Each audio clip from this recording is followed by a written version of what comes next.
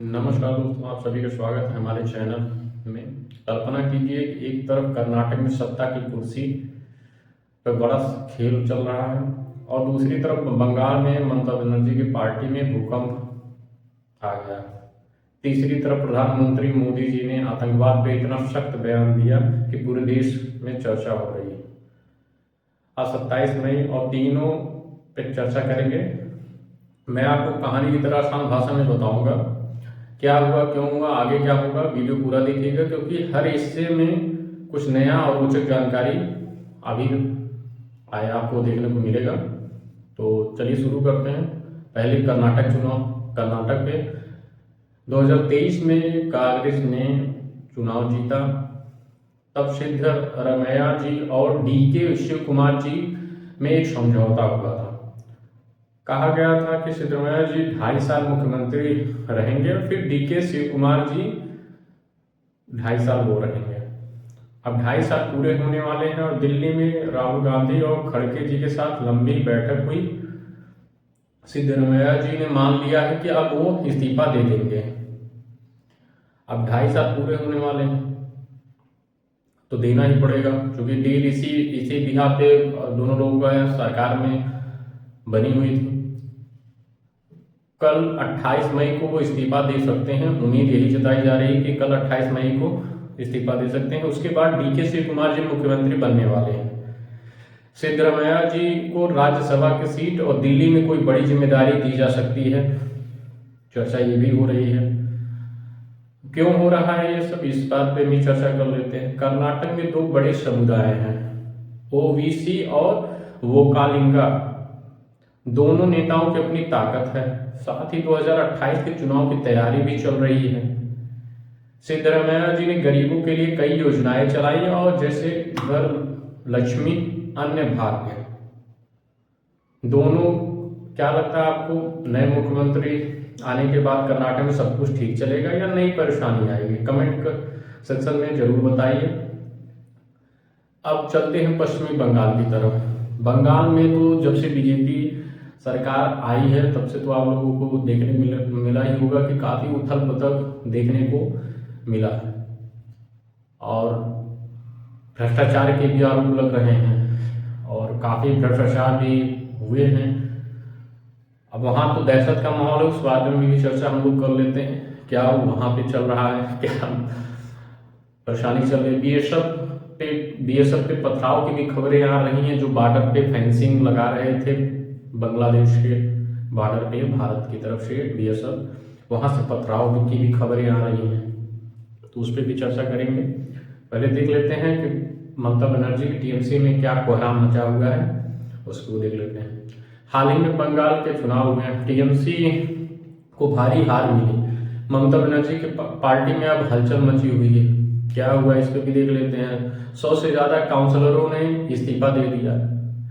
कई जगहों पे काउंसलर ऑफिस तक नहीं आ रहे हैं, जैसे भाटपाड़ा, हरिशहर, कंचारपाड़ा में बड़े पैमाने पे इस्तीफा हुए हैं। क्यों इस्तीफा दे रहे हैं लोग?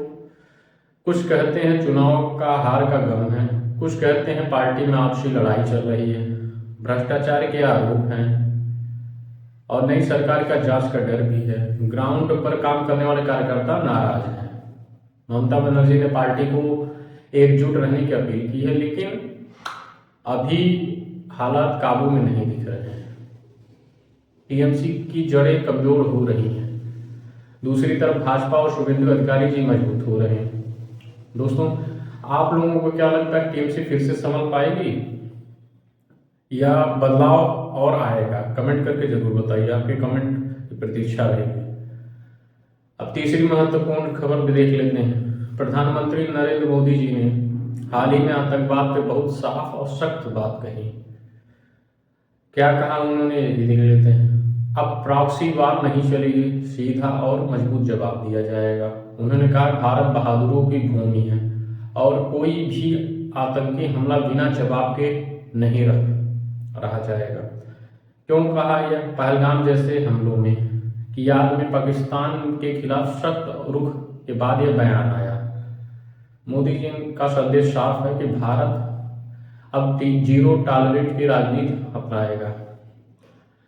भारत में आतंकवादी घटनाएं इस तरह काफ़ी देखने मिला। दिल्ली में काफ़ी जांच एजेंसियों ने बड़ा होने से पहले ही उसको रोक दिया, ये उनकी सराहना है। और पहलगाम जैसे अटैक भी हुए, ये भी उसी बिहार पे प्रधानमंत्री ने ये बयान दिया है। अब इसका क्या मतलब है ये भी देख लेते हैं। भारत अब आतंकवाद के खिलाफ और भी सख्त और तेज कार्रवाई कर सकता है। यह पूरे देश और दुनिया के लिए बड़ी संदेश है।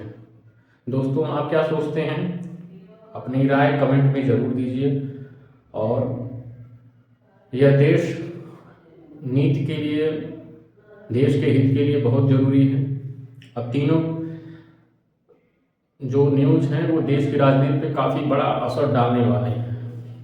आपको इसमें से कौन सी खबर सबसे ज़्यादा महत्वपूर्ण लगी, कमेंट करके बताइए। वीडियो अच्छी लगे तो लाइक कर दीजिए, चैनल को सब्सक्राइब कर दीजिए और शेयर कर दीजिए।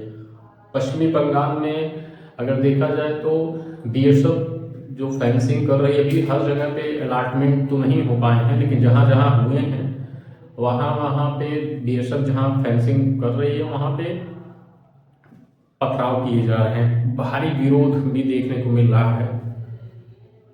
तो हालांकि वो बहुत से ज़रूरी हैं, क्योंकि अगर आप लोग भी गए होंगे बंगाल में तो बॉर्डर एरिया में वहाँ बॉर्डर आपको ऐसे चीज देखने को मिलेंगे जैसे आपके गांव में देखे होंगे कि पड़ोसी का खेत होता है और आपका खेत होता है, बीच में एक मेड़ होती है।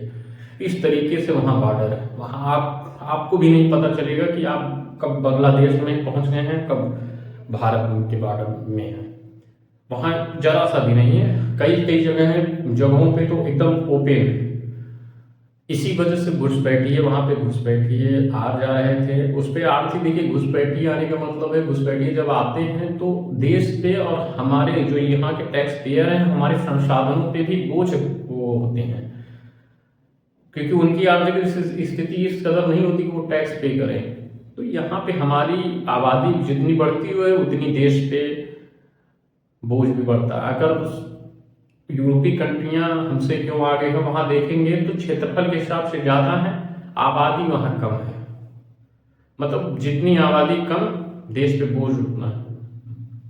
एक ये भी मान सकते हैं। और दूसरी जो भारतीय निवेशों में जरूरी है, तो ये घुसपैठिए कहीं ना कहीं ये आर्थिक नुकसान, सामाजिक नुकसान भी होता है, आर्थिक नुकसान भी होता है। तो कहीं ना कहीं वृद्धि पे ये तो रोक असर करता है। फिलहाल फेंसिंग जारी है, फेंसिंग तो हो के रहेगी, कुछ भी कर लें। हम भारत अपनी बॉर्डर सीमा पे फेंसिंग करेगा, किसी और बॉर्डर सीमा पे उसमें विरोध करने का कोई मतलब नहीं है, वो तो होना ही है। तो चैनल को सब्सक्राइब कर दीजिए, वीडियो को लाइक कर दीजिए, ज़्यादा से ज़्यादा हो सके तो शेयर।